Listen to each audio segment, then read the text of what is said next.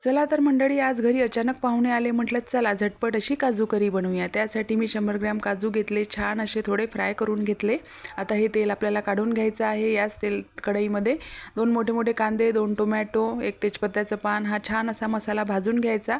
तोपर्यंत इकडे मी तुकडा काजू घेतला आणि थोडा गरम पाण्यामध्ये भिजू घातला 10 मिनटं.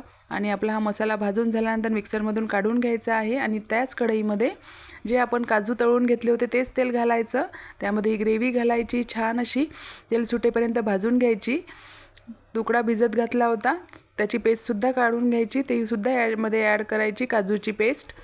आणि छान असं मिक्स करून घ्यायचं. चवीपुरते मसाले ॲड करायचे, तिखट, हळद, गरम मसाला आणि चवीपुरतं मीठ. छान अशी एक उकळी आली की बघा यामध्ये काजू ॲड करायचे आणि थोडं पाणी ॲड करायचं गरम, आणि छान अशी एक उकळी येऊ द्यायची. बघा मस्तपैकी आपली झटपट अशी काजू करी तयार आहे. वरून थोडी कस्तुरी मेथी घालायची. चला तर मग एन्जॉय करा, लाईक करा.